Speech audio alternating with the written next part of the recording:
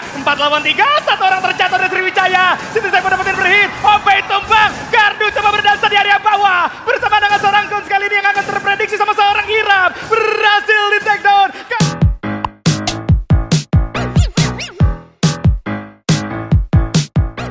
Kita akan segera dimulai berikan dukungan yang terbaik kalau untuk tim jagoan kalian. Caster Kikodok Shaggy Julia, silakan. Thank you Bung Surya Dharma So Survivors. Ini dia game pembuka kita pada hari ini. Game pertama di Free Fire Nusantara Series 2025 Fall Kalahari. Let's go. Let's go, let's go, let's go, let's go. Ini dia pembukaan dan Nara pesawat sudah hadir dari area Stonebridge menuju ke area Old Hampton. Dan kalau kita melihat beberapa tim yang sudah mulai turun, harusnya tidak akan ada pertemuan yang cukup signifikan kecuali di area Council Hall. Ternyata dari Lynch akan berhadapan dengan tim Vagos kali ini. Sudah ada pergerakan juga yang coba dilakukan sama tim Vagos dengan melakukan split up, menghindari pertempuran yang cukup krusial. Namun di area confine juga gerakan langsung. Ada tembakan yang bakal coba dibuka. Diablo ternyata kali ini membuka dengan manis. Gus Krista juga ternyata 3 orang kandas. Dan Lynch pun mulai mendominasi kali ini Julia. Wow, itu lihat bagaimana seorang Lingga dari arah atas. Ada misklik satu kali, akhirnya counter back daripada musuhnya cukup on point. Dan posisi dari tim Vagos semuanya terpisah satu sama lain. Dan yang menjadi permasalahan menurut gua ketika seorang Lingga udah terpick off, 2 bahkan terpick off, 2 lainnya itu malah menyerahkan diri. Nggak ada usaha untuk bisa engage gitu atau untuk coba reset kembali. Dan akhirnya membuat mereka harus kehilangan 3 player di awal permainan. Ini akan menjadi satu kerugian yang cukup besar. Karena kita ngomongin Kalahari, map yang cukup kecil. Dan ketika mereka melakukan reset, sulit sekali dengan tidak adanya revival card. Dan mereka harus mencari vending machine, Kikodok. Betul. Jadi mau nggak mau dengan move yang dilakukan sama tim Vagos sekarang, mereka harus nahan selama mungkin, menyisakan seorang boy yang kalau tidak salah tadi juga turun di sekitaran Bayfront yang harusnya sekarang berada di area tengah. Revive mungkin bisa dilakukan tapi nggak bakalan bisa instan, nggak bakalan bisa cepat. Gus Krisnanya berhasil di revive, boysnya sekarang tumbang. Mau nggak mau Vagos harus terseok-seok di game yang pertama. Tapi berbicara soal Vagos, game pertama selalu seperti ini. Vagos tusun di posisi ke-12. Di babak play-ins juga mengalami hal yang sama. Bahwa mereka sering kali tusun di game-game yang awal, Julia. Nah ini menjadi permasalahan yang cukup serius karena kalau kita ngomongin game pertama itu lumayan berpengaruh untuk game-game selanjutnya. Ini berdasarkan riset gue di beberapa player dan itu terbukti. Tapi kita lihat kali ini ada Kosakabe menghadapi MBR Omega. Di mana seorang Cibet terkena cukup banyak damage output, tumbang begitu saja. Langsung kehilangan seorang Cibet, Lonzi mencoba untuk memberikan backup namun sayang sekali sulit. Blimas Pramutoy full kelas kali di tangan. 2 player MBR Omega tumbang. Upaya reviving ini dan sempat diselamatkan. Kosakabe akan coba untuk melakukan speed positioning, mencari keberadaan 2 player yang tersisa. Chelsea masuk namun Igap nampaknya terlalu dalam. Tumbang sudah 2 tukar 1, tidak masalah karena masih unggul dari segi jumlah. Berhasil di-revive kembali. Terlihat satu player MBR di sana, Rehan terkunci pergerakannya, langsung diras. Tidak ada jalan keluar dan menjadi air untuk seorang Rehan Kikodok. Ini dia mentality Costa Cafe. Bermain tanpa rasa takut. Siapapun yang ada di hadapannya akan langsung dihajar secara cepat. Impactnya dapat 3 poin eliminasi. Dan sekarang kita akan beralih terlebih dahulu ke area resap kali ini yang harusnya akan ada Sriwijaya Esports berhadapan dengan Invictus.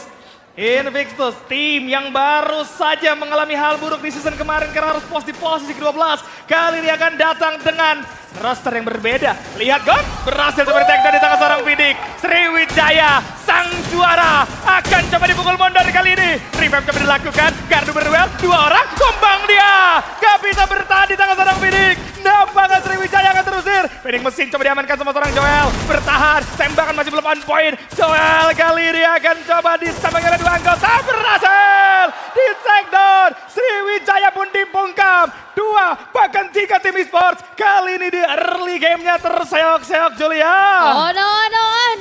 Sriwijaya bermain ular naga kalau tadi kita lihat dari posisi yang berbeda. Mereka saling mengikuti mirroring pergerakan melingkar. Tapi ternyata kita melihat Seorang Guns tertinggal di belakang. And by the way buat Survivor jangan lupa ya download Shopee Pay sekarang juga. Masukkan kode FFNSSP dapatkan 5.000 koin.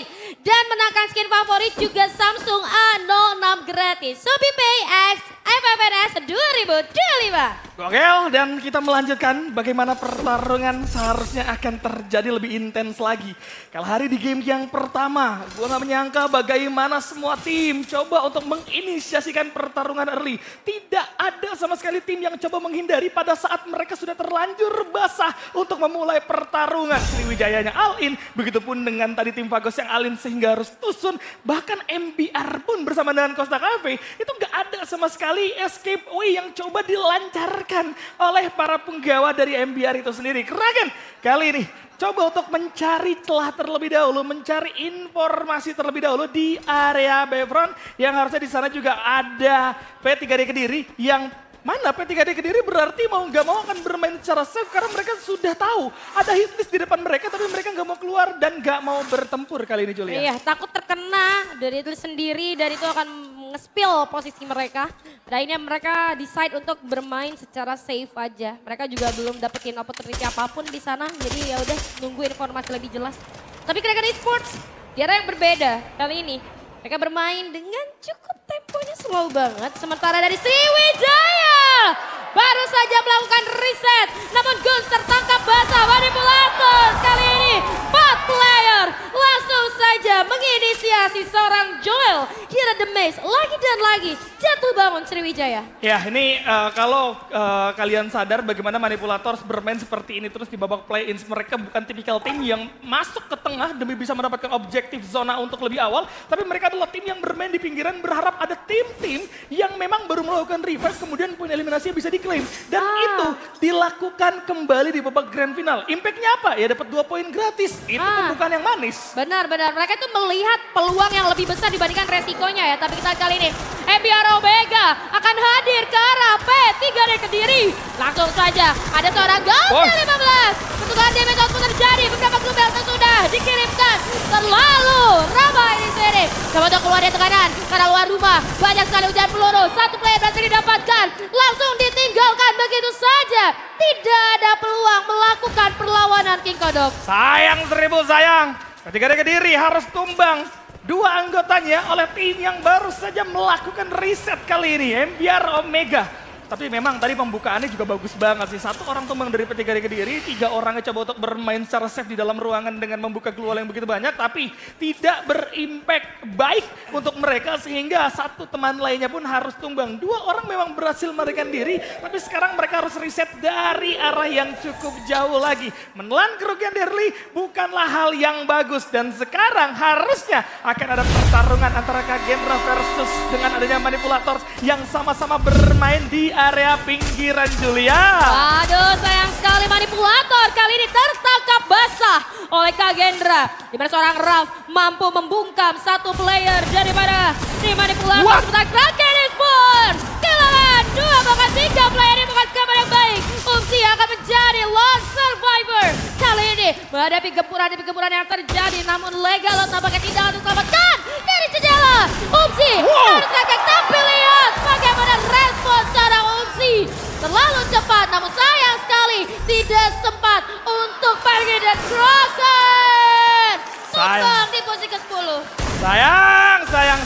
Posisi mereka udah benar-benar baik. Sriwijaya juga datang di momen yang tepat sehingga pada saat Umsi melakukan reset terhadap seorang Legalot.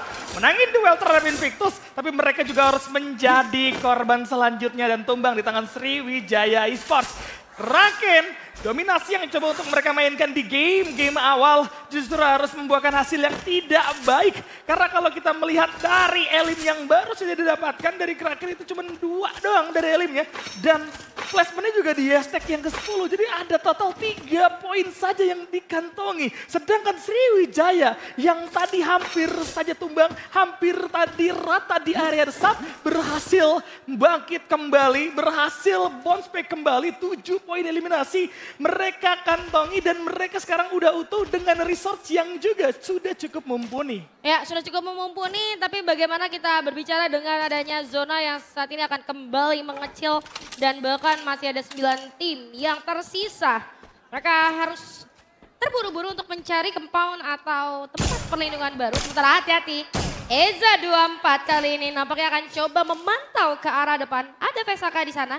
Sementara MBR Omega terlalu banyak hal yang mereka lakukan. Cukup produktif dari awal sehingga membuat pada akhirnya mereka harus slow but sure untuk masuk ke dalam zona. Meskipun akan sulit menurut gua. Tapi kalau kita ngomongin untuk Kalahari, banyak juga yang belum masuk ke dalam zona. Karena semuanya itu bermain lumayan pasif beberapa tim gitu ya. Nih kelihatan Dewa pasif banget, ada apa gerangan ini? Masih 0 poin eliminasi 10 menit tuh mereka jalani. Iya memang kalau kita berbicara soal Kalahari, ini adalah map yang cukup traumatis untuk Dewa United Apollo. Karena di season sebelumnya pada saat Sriwijaya menjadi juara itu mapnya adalah Kalahari. Dan Dewa itu harus kalah duel di game yang terakhir map Kalahari. Mungkin itu yang membuat mereka juga sekarang mainnya jauh lebih kalem, jauh lebih santai. Tapi Kiki sudah mulai memberikan pengintaian. Cibeng sudah mulai terpantau secara jelas. Harusnya masing-masing anggota atau masing-masing tim memiliki mini launchpad kali ini yang bisa digunakan sekarang juga karena zona yang ketiga menuju zona yang keempat itu sih udah mulai berasa sakitnya. Jadi mau tidak mau harus bergerak masuk tapi bersama dengan MBR Julia. Nice banget ini, nice banget dari seorang Ikal. Walaupun tadi terkena cukup banyak damage output yang masuk ke arah dirinya, tapi antisipasi dia segera lakukan.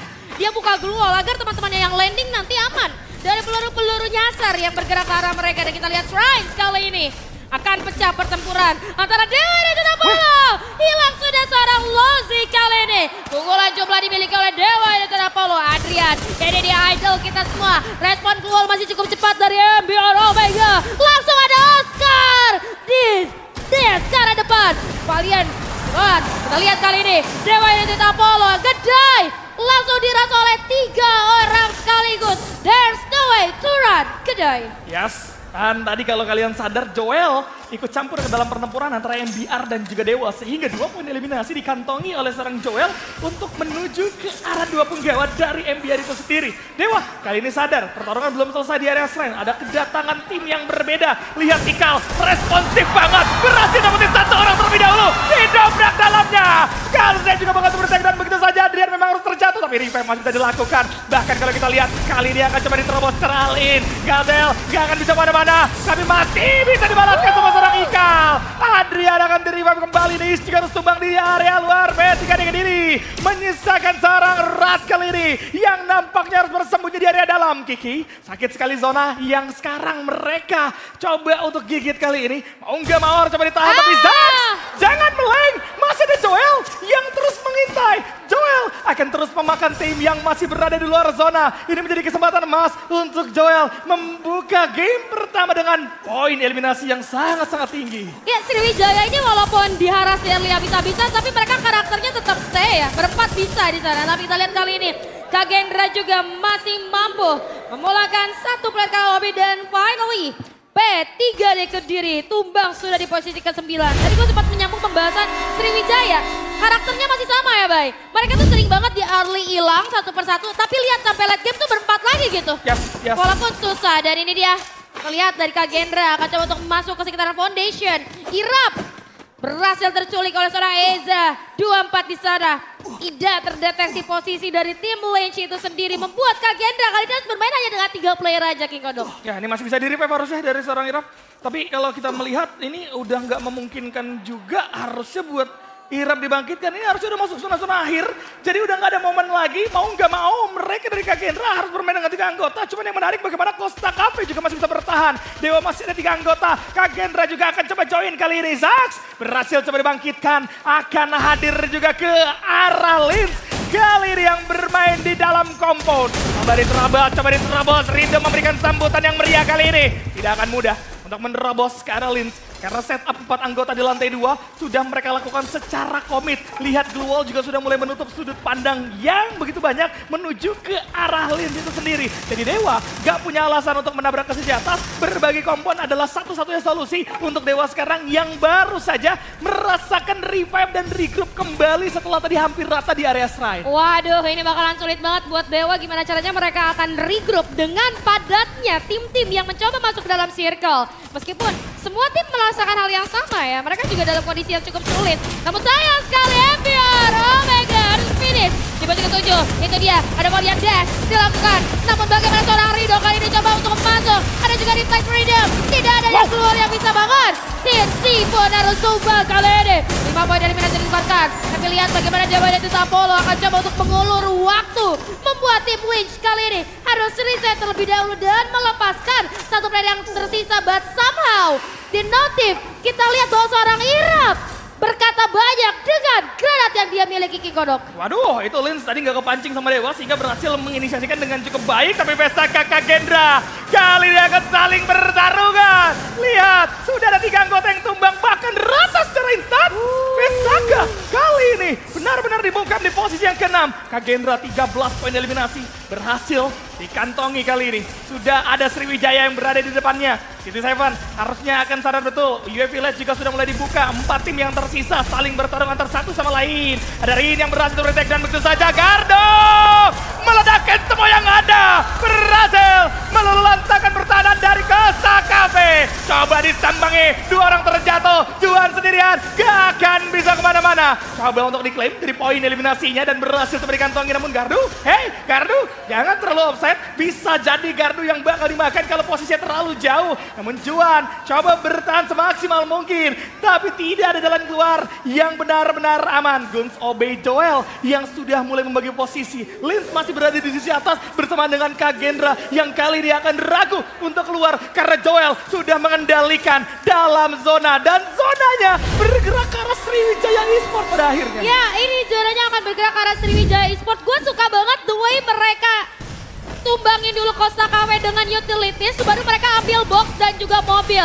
Tapi kita lihat kali ini, poin sudah akan pecah kembali. Di mana Kagendra akan coba memutar 2 tim sekaligus. Akan masuk ke arah Sriwijaya. Joel tertinggal di arah belakang, Gardu juga kali ini menyusul. Lihat bagaimana Kagendra ikut campur dari fight antara tim Leech dan juga Sriwijaya. 3 player Sriwijaya masih tersisa. Akan coba untuk menahan diri terlebih dahulu. Kiting dilakukan tim Leech. Kali ini akan mengubah targeting mereka. Mereka akan mundur terlebih dahulu. Coba untuk memberikan pressure terhadap tim Kagendra kali ini. Kagendra dalam kondisi yang cukup sulit. Di mana? Udah ada glue melter. Bahkan beberapa glue wall sudah mulai hilang. Mengambil area bawah patahan. Sehingga menjadi blind spot untuk tim Leech. Dan kali ini Kagendra targetingnya akan berubah kembali. Karena tim Sriwijaya Leech akan coba mempressure. Karena 2 sekaligus tim yang ada di bawahnya. Ada flash blitz yang akan coba dilemparkan. Leech bergerak ke arah bawah sementara Raf sudah mengambil area jembatan kali ini. Gardu coba untuk keluar. Mini launchpad digunakan. Bergerak juga ke arah sana. Raf akan melakukan duel bersama seorang Gardu Kikodok. Wow, lihat coba dibajuin Gardunya melawan 2 orang kali ini masih ada 1 heal yang bakal coba dirasakan sama seorang Gardu. Tapi nampaknya seorang Obi juga bakal coba diras. Lins tumbang di posisi yang ketiga. 4 lawan 3, 1 orang terjatuh dari Sriwijaya. City Seven dapetin berhit. Obi tumbang. Gardu coba berdansa di area bawah. Bersama dengan seorang Guns kali ini yang akan terprediksi sama seorang Irap. Berhasil di take down. Gardu kandas. Kagendra berhasil mendapatkan booyah. Booyah untuk Kagendra. Luar biasa. Kagendra kesabaran mereka menunggu timing yang pas. Mengubah targeting dari Leech ke Sriwijaya. Melihat peluang yang lebih besar. Pada akhirnya mempressure kawan-kawan Sriwijaya harus bermain di bawah air Kikodok. Yes, itu dia keputusan yang cukup fatal sebenarnya. Coba dilakukan sama seorang Gardu dengan melakukan flanking, tapi gagal begitu saja karena terprediksi dengan adanya seorang Rafdan.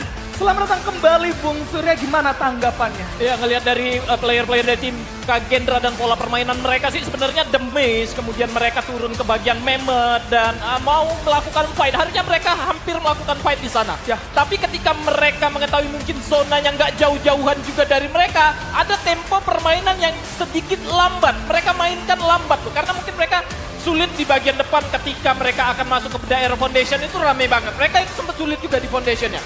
Betul. Karena tim numpuk di sana nggak bisa masuk ke dalam zona. Karena di bagian zona tadi yang aku catat sudah ada Lins di sana, kemudian sudah ada tim Sriwijaya juga yang sudah mengganti Costa Cafe juga. Betul. Nah, hal-hal yang kayak gitu kadang ngebuat tim-tim lain yang mainnya lambat kesulitan masuk ke dalam zona. Salah satunya Dewa. Ya. Kenapa mereka tadi